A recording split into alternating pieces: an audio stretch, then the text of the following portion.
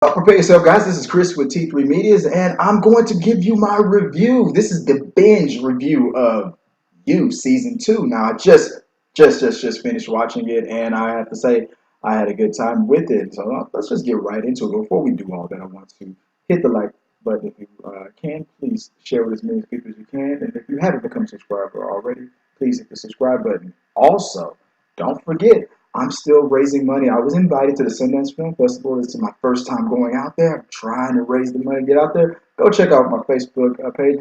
I did a hashtag for send me to Sundance, so go check that out. I'll put it down below so you can donate. If you don't mind, please become a subscriber and donate and help me out because I can't do this without you guys. So without further ado, now let's get into what we came to talk about. To go right into season 2, starting off with the cliffhanger from last season, the fact that Candace is still alive. Now, I'm thinking the whole time she's probably just as damaged as he is. Maybe she's not an innocent victim, but no, it turns out, no, yeah, she was a innocent victim, but she was turned to the dark side, if you will. I mean, as the season went along, by episode, you learned more and more what Joe, I keep calling him Will, what Joe did to her, um, um, justifying it and hurting her, and then trying to cover it up by burying her alive. That when the moment I saw that, because that for a while the Candace character was so like back and forth, unlikable. Like, what is this? I mean, come on. I mean, maybe he did do something to her. Odds are probably so, but maybe she's not as innocent. But no, once you saw the fact that he drug her around, took her to a remote place, knocked her out, thought she was dead, and buried her alive, that was it. That everything that Candace was doing was immediately justified. I want to talk about Gina Ortega, the 15-year-old. Now this girl, you see young lady right here, has a future because she was like one of the most entertaining, the most shocking, the most. She raised the level right there, along with Penn as Joe. I felt like Gina, she really elevated it. I couldn't every scene that she was in was awesome. Every scene that she was in when she was just playing the tough girl. What do they say in my family when we have a little girl that would act like her? That little girl too damn fast. She acting like she too damn grown. I mean, she played that well. And then when the worst happened to her family, her sister Delilah, to her vulnerable side, that was. I mean, she played everything pitch perfectly. This girl has a future, and I can't wait to see more from her. James Scully, as 40. Oh, dude, I see him with the beard. Dude, the beard works. Keep the beard, man, because I don't. The dude, his character, just like Jana's character, 40 took me on this whole whirlwind where you just know this guy doesn't deserve anybody's empathy, anybody's love, anybody's respect, and then at the very end, it all comes all full circle. Just like with Amber's character with Candace, the back and forth with finding love. And isn't it awesome that Joe found a woman whose name was literally love, and even that wasn't enough, right? By Christy Ella playing Henderson. Um, why are you playing a comedian again? Aren't you also you're already a famous comedian, aren't you? Why are you playing this American stand-up comedian? You playing a comedian? Okay, typecast, bro. But he turns out to be a little bit of a creep and a pedophile. So Joe is trying to find this, and this is what I feel like is very Dexter about this season. He's trying to find a code. He's like, I'm not gonna kill unless it's for love and for justice. Like he's a damn social justice warrior, right? And he's trying to help out Delilah, trying to help out her sister, trying to get justice for these people. Putting himself out there too much when you know you got your own damn problems and your own secret. So for the most part, I was really understanding and really empathizing with Joe, even though he was a total dick for what he did in season 1. But little by little, you were starting to go, aw, which is scary because, I mean, just because Dexter was killing all the bad people doesn't mean he wasn't a damn serial killer. I mean, dude, come on, man, he's psycho. So what was it about this guy that you started feeling for him, right? What is it about Joe, right? What is it? And even Candy said that. What is it about Joe freaking Goldberg that makes people just believe his BS. And you know what? The second she said that, even I had to ask that. This guy's murdering people left and right. Keep trying to. He's really. It's not selfless. It's selfish. He's doing it to protect himself, people. But yet you go, I'm so entertained. I want a season 3. I want a season 4. So you go kill him, Joe. You know, you start rooting for this guy. It's weird. Robin Taylor, who played the real Will or the real fake Will, I'm like, dude, is that Penguin? Oh my God! These now so this guy is a master. This his character Will is a master at hacking, fake identity, things like that. So he created a persona of himself that can't be traced and can't be found online or anything like that. And at first, Joe was going to pay him to create a fake identity for himself so he could hide out in California. But then when Will started blabbing too much about how his identity was fake, it's the perfect identity. It took 10 years to master this, perfect it, just enough out there, but not enough that people can find me. And then obviously, it's just like when you go through the zombie apocalypse. You got all the food, you're gathering supplies and stuff, but really what you're doing is you're just gathering all that stuff, you're collecting stuff for the next guy who's going to come in and steal your crap. And this is just what Joe did. He's like, oh, you got a 10-year identity that nobody can crack? That's great. Well, bing, I'll just take it. I started to see that they had a lot in common, and they could use each other. In the middle of the season, when he was still in the cage, suffering from not having his medications, and Joe was still struggling whether or not he should keep this guy alive or not, if he could trust him, if he let him go, I was thinking to myself, dude, you two could share this identity. You could be Will on the east side, and you could be Will on the west side, and y'all can just share the identity. And whenever Will needs Joe to do something for him on a physical or murderer level, you can call him up. And whenever you need something on the technical side, call up Will. I felt like this was the perfect friendship. And it looks like that might be where they go, because it was kind of iffy. I mean, like, dude, you let this guy go, and he can call you out. But at the same time, Joe knows a lot about Will too. So I mean, it's a catch-22, right? I mean, it's a stalemate. It's right. It's a stalemate. But then it turned out to be a good thing. It turned out to be a real friendship. They called each other up. They talked. They're talking like friends. Robin Taylor, when I watched him on Gotham, was one of my favorite. One of my best moments in that show was when he would come on the scene and call out Jim Gordon. Hello, Jim. I mean, his presence is very powerful. So when I saw him, and I was like, wait, is that? I think it is. Yes, it is. I was very excited. Every interaction between him and Joe, Will and Joe, was amazing. I didn't know what was going to happen. They both kept me on the edge of my seat, and I loved every bit of it. And I'm happy where that relationship ended. Now let's get into love. Love got some issues. Love got some problems. That's just a whole metaphor thing going on right here, right? Love ain't perfect. Love got oh man, there's always something you got to give up if you want everything you want. And it turns out love been willing and dealing and killing and spilling since before even really Will was probably like at the level that they're doing it. She's been doing it for these selfish reasons since before Will did it. Now, we learned about Will's past, flashbacks to his mom and how he was raised and his upcoming ways you can try to empathize with the criminal and feel sorry for him. But when Will started off, it was to protect his mother, and his mother encouraged him, justifying. This is one thing I love and hate about the show. These are the type of people who forgive themselves because they make up these damn excuses. You're murdering these people, it's for love. Oh, you were just protecting me. Don't worry about it, son. You killed your father because you were protecting me, and all that. They're just the justifications from day one, since the boy was 9 years old.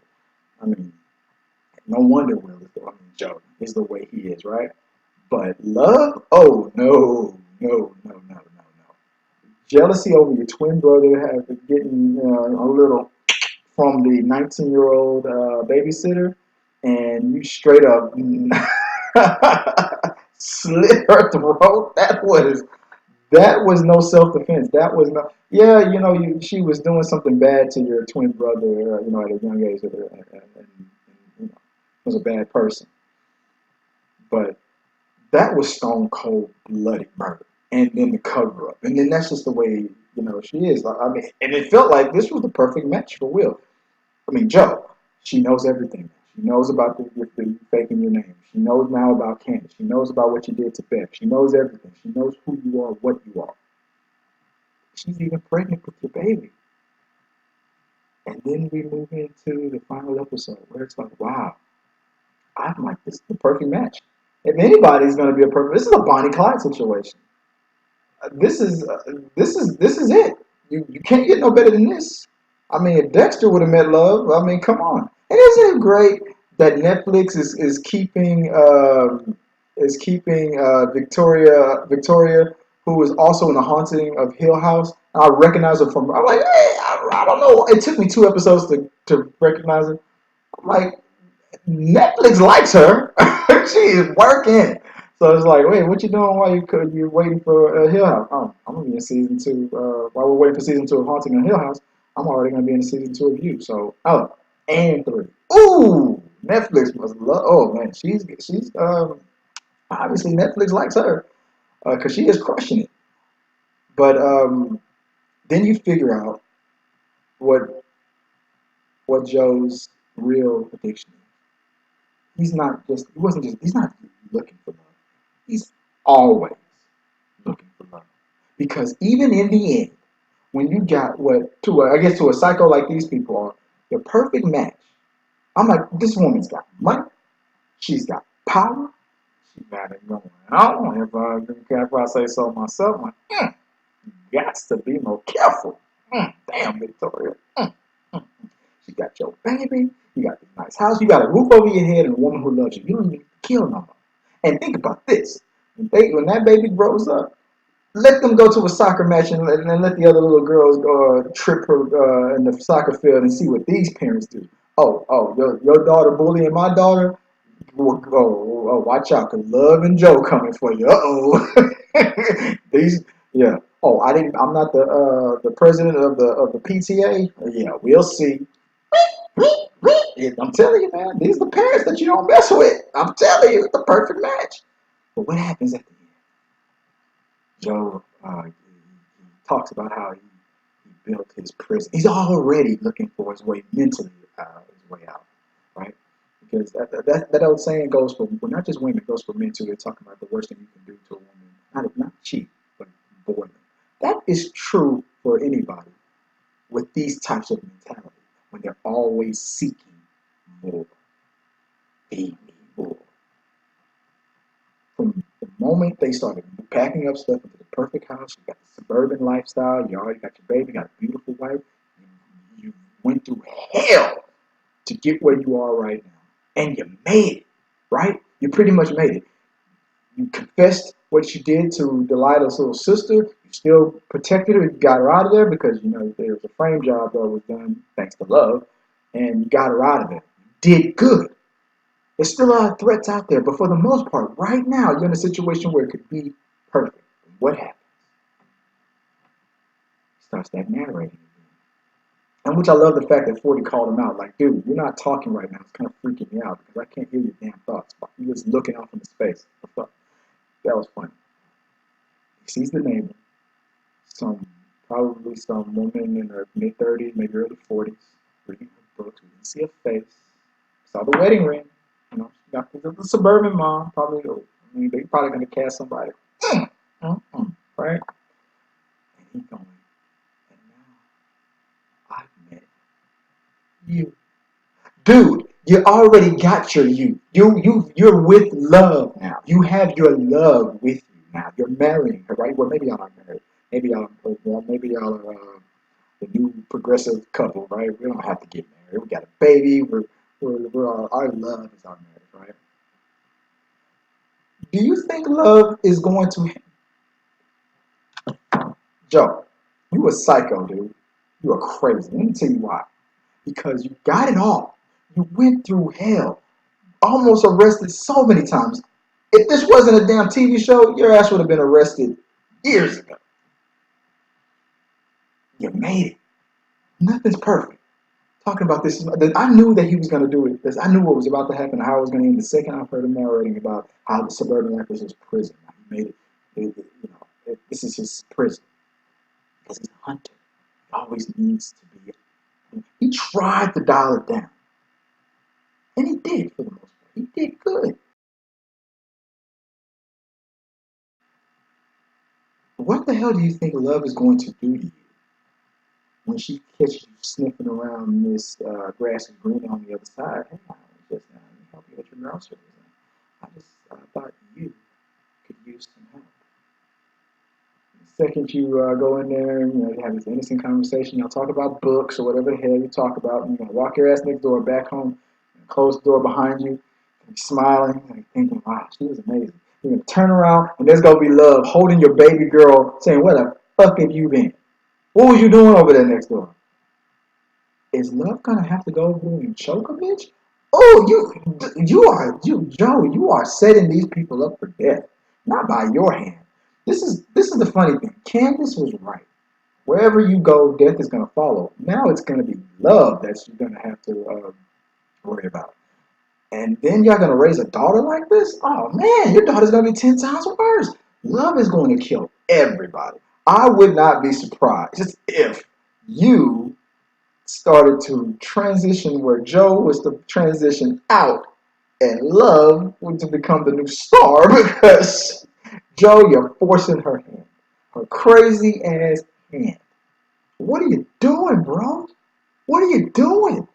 Love is richer than you, more attractive. A woman that can pretty much, got it going on. She's smarter than you. I'm sorry. She's been doing it at this level longer than you. I mean, yeah, you're smart, you're educated and all that, but maybe all of the same level, but her BS detector is way stronger than yours because you fool everybody and you cannot fool love. So what are you doing, bro? What are you doing? If I was Joe, I would sit my ass down and just take care of the house, man. I wouldn't even look at anybody because that woman is going to kill you, bro. Literally.